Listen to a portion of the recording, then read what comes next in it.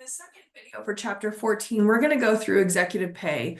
Executives here means the CEO and usually the top 4 or 5 executives in a company. That can include the chief financial officer, the chief information officer, other kinds of chief something officer titles, usually. So executives, and I'm going to really talk a lot about CEOs because that's the group that we have the most information from. And when I say we have the most information from, for publicly traded companies, they have to provide this information to the Securities and Exchange Commission. And so we have a lot of data about CEO pay, at least for publicly traded companies. The median pay of CEOs in the S&P 500 is over $12 million. And I actually think it's a little bit higher than that because the data comes from, I think, 2021 for our textbook. The S&P, that means Standard & Poor's 500, are the 500 largest companies. I think they're usually tech companies, but because of the largest companies, they also have CEOs that tend to be paid more than maybe for smaller companies. Many people, and this is something I actually do study in my research, many people feel that CEOs are overpaid, but CEOs think that their pay is appropriate. Perhaps that's a no-duh, that most people who get paid this kind of amount think that they are fairly paid that amount. One thing is we know that, and the book talks about several examples of this. When we ask people about CEO pay, when they tell us they think CEOs are overpaid, their estimates for CEO pay are very low. I just did a study about 2 years ago, and we asked people what the average pay of the CEO was, and they all thought it was under $1 million on average. Under $1 million would be 1/12 of what CEOs are actually getting paid. So it'd be what we were trying to investigate is if people understood what CEOs are really paid, does it change their feelings about whether CEOs are overpaid or not? What we found is it didn't. I think that one idea is that perhaps these numbers are so big that none of us can imagine what it's like to be paid $12 million in 1 year. So that might just make it really difficult to understand. We have to align CEO pay with company performance. The book gives an argument that this is actually pretty well done according to research, but I researched this area and it's not completely clear, especially since the pandemic, that CEO pay is closely tied. There are lots of studies that show that CEO pay is almost barely tied to company performance because CEO pay keeps going up, but company performance doesn't always go up linearly from year to year. And we also have data that says that during like 2020, 2021, when we were in lockdown and then coming out of lockdown during COVID, that a lot of CEOs still got pay increases, even though they were laying off employees and even though their company's financial performance was kind of in the gutter because of these lockdowns. So that's where there is some evidence that CEO pay isn't always tied to company performance. And I would actually debate what the book says, that it's very closely tied based on research. There is a heavy use of bonuses and stock-based compensation, which we'll talk about in a minute, that can result in executives taking too large of risks with their companies because they might be trying to maximize stock, the share price, for example, of their stock, either in the short term or long term. And so we'll talk a little bit about how that gets balanced in CEO pay, but it's always a problem for companies. So sometimes one reason that we have a lot of this data is the Dodd-Frank Act. This passed after the 2008 recession, where a lot of companies didn't kind of went into the ground. They went bankrupt, and a lot of it was because of really risky decisions that their CEOs and top executives were making with the money for their company. Dodd-Frank requires that shareholders vote to approve or disapprove compensation plans for the 5 highest paid executives. The vote is non-binding, meaning that the board of directors doesn't have to go with how shareholders voted, but 97 to 99% of company votes result in shareholders approving executive pay. Some of you might actually own shares in companies. I know I do as part of my mutual funds. You probably get a lot of these requests to vote on CEO pay. For a lot of people, I imagine they don't even read those and don't even vote because it's very hard to understand the CEO's role, how much they're actually getting paid, and whether they've been doing a good job or not in their work. So that's 97 to 99% of company votes. Probably doesn't reflect even most shareholders. It probably reflects just the largest ones or the ones who care enough to even read the information to vote. Even though these votes are non-binding, lots of companies see a no vote where a majority of their shareholders did not agree to the CEO pay plan as a public relations disaster, so they're less likely to approve CEO pay. Large shareholders often have a lot of influence over executive pay. So the book talks about one of the largest, what we call institutional shareholders. These are usually groups, usually some kind of entity that is managing money for other people. The biggest one, or one of the biggest ones, is CalPERS. So that's the California kind of state retirement system. They often have a large say in the companies that they have stock in because they're trying to maximize profits for their employees, and their employees, are at all range of ages, where some are about to retire or retiring this year, and others won't be retiring for 40 or 50 years. So they often will vote to manage money for lots of different kinds of shareholders. So for most executives, they have 5 components to their pay packages. Base salaries is usually under 10% of the CEO's pay. Our book says it's 8.7%.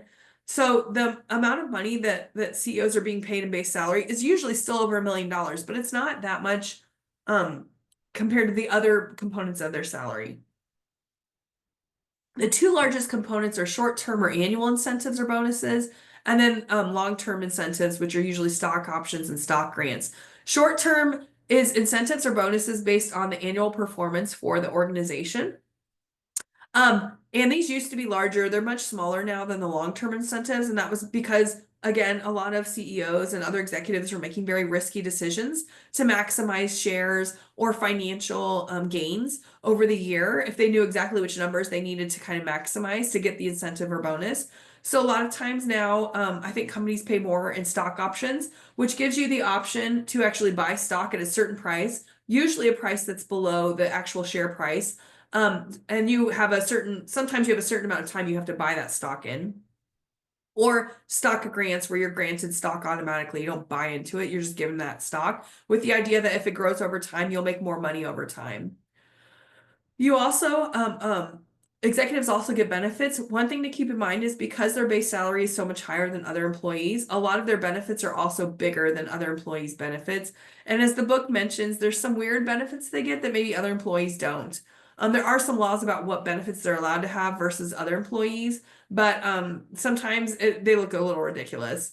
Another big part, especially for larger organizations, is perks or perquisites. These are things like having transportation, having your house paid for, that sort of thing that other employees don't get, but executives do because of the kind of job they have. And so sometimes these perks can be worth a lot as well in the compensation package. Just to give you a sense, this is from 2021, the Economic Policy Institute. When I've done research on this before, this is kind of my go-to source for the latest information on CEO to worker compensation ratios.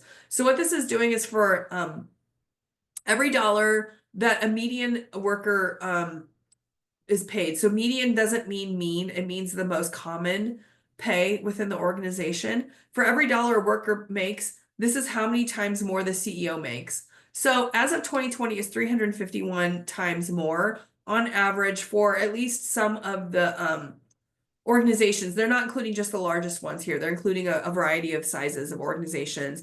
I want you to note in 1965, this was maybe down to about 20 times more. I've even read something like 5 or 6 times more, depending on how far back you go with data, up to 351 times.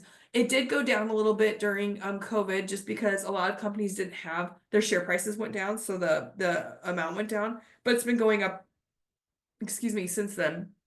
And I think the latest numbers for some companies, it's thousands of times more, but I think on average it's closer to 400 times more now. So for whatever that's worth, one thing to consider is our CEOs 400 times worth 400 times more than their employees who are often doing the day-to-day work of the organization. So these last few slides, I want to talk about theories around executive compensation because our book doesn't talk about them very well, but I just want you to be aware that there are lots of theories out there about why executives are paid so well. So tournament theory is this idea, and we've seen it before in this class, that employees should be paid based on their rank in the organization. So that means the highest ranked employee, which is the CEO, gets paid the most. And the idea here is that you're rewarding higher ranked employees for their extra effort to get to that top spot. And so that's the tournament part. Like, these people are competing to get to this top spot over their careers, and this is their reward for making it to the top spot. Like, they got first place in this competition. Theoretically, in tournament theory, employees are motivated to aspire to these higher positions to get this higher pay. I would say for all of these theories, this is sometimes true for some employees, sometimes not true for other employees, and none of these theories is mutually exclusive. They can all exist together at the same time and all be true to some extent of executive pay. And you can even think there are many employees who are not motivated by the kind of work that top leadership does, or even supervisors do in an organization, and they're satisfied to keep their pay where it's at for the rest of their career. Excuse me. Another thing is social comparison theory, and this will actually blend into the next theory as well. So the idea here is the boards are comparing how much they're paying the CEOs of the companies that they direct with the other organizations' CEO pay. And so they'll get reports, they'll hire usually some kind of consultant that does this kind of reporting. This results in CEOs competing with each other year after year and getting the highest pay because they're constantly comparing their own pay to other CEOs' pay. Essentially, the way you can think about this is if you were an employee and you were hired, and market pay was the primary basis for your pay when you got into the organization, that your pay increases from year to year would simply be based on market pay every single year, rather than potentially even your performance. So that's the way you can think about the social comparison theory. And our book does a really good job of explaining how CEOs can manipulate the system so that they can always get higher pay. They can hire consultants to compare their pay to the highest paid CEOs in their industries, for example, from the largest organizations, because usually organizational size is tied very heavily to how much a CEO is getting paid, so that the largest organizations have the highest paid CEOs, etc. You can ask for these specialized reports. If that's what the CEO has the board look at, then that's how they can increase their pay. So there's really no downside on the social comparison theory for increasing CEO pay or even maintaining it from year to year. Social comparison theory is also part of, let me go to equity theory here. So the idea with equity theory is that you're comparing your pay to other employees. That's the social comparison part. And employees can compare it to employees in the same position or employees in other positions in their organization or outside their organization. And they use these comparisons to justify their inputs. So the actions they're taking to do a very good job at work versus the outputs they're getting, which are those rewards, their pay, their benefits, that sort of thing.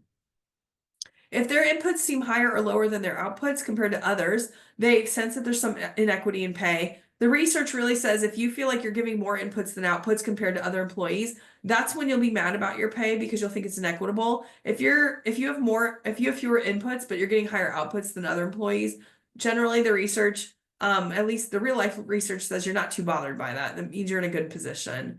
So some employees may see CEO pay as inequitable in terms of how much more CEOs are paid than employees, especially because employees aren't really aware of what all CEOs do. And even if they were, they may not think that the inputs justify the outputs for CEO pay. So let's go to the final theory. Sorry, this is not in order of the slides that you have, and that's agency theory. And this we learned about, I think, last week. So here you have an agent, those who own the company. Actually, sorry, these are mixed around. The agent is the executive and the principal is the person who owns the company. So the principal is the shareholders. So you want to align the agents and the principal's interests because the principal owns the company. They want the company to do well. And you want the agent to make sure the company continues to run well into the future instead of kind of running it into the ground, but maximizing their pay for a short amount of time. So what you'll do is you might link the agent's compensation to the performance metrics so that they'll continue to perform well from year after year for the principal without kind of just focusing on short-term incentives. And that explains why CEOs often get paid in short and long-term incentives. And the long-term incentives keep CEOs from making really rash decisions to maximize those short-term incentives where they could get like a really good payout in 1 or 2 years and then leave the company and then the company kind of goes under. If you tie more of their pay to long-term incentives, even if they leave the company, they'll want to leave it in a good position so that it can continue to make money for them into the future.